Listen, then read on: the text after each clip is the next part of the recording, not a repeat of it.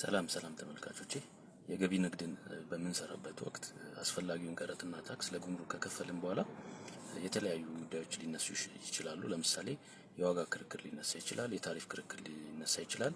ይህ ማለት የተመደበው እቃ ታሪፍ ትክክል አይደለም ብሎ ከስተም ሊከራከራችሁ ይችላል። ተጨማሪም ታክስ ክፈሉ ሊል ይችላል ማለት ነው።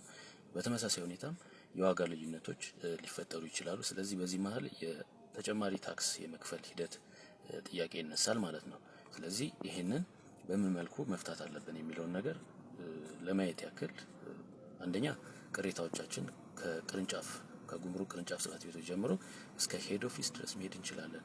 ይሄ ሁሉ አቤቱታ አጣሪዎች አሉ።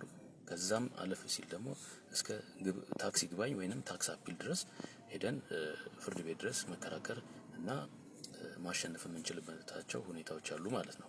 ስለዚህ ጥንቃቄ አድርገን ዲቴይሉን አይተን ዋጋ የተነሳበትን ክርክር መነሻ አድርገን ባለሙያ በማማከር እንደዚሁም ታሪፉን የት ላይ ነው የተመደበው የሚለውን ነገር በደንብ በባለሙያ ማክረን ክርክራችንን በዚህ መልኩ አጠናክረን ተጨማሪ ታክስ የምንከፍልበትን ሁኔታዎችን ማስወገድ እንችላለን ማለት ነው።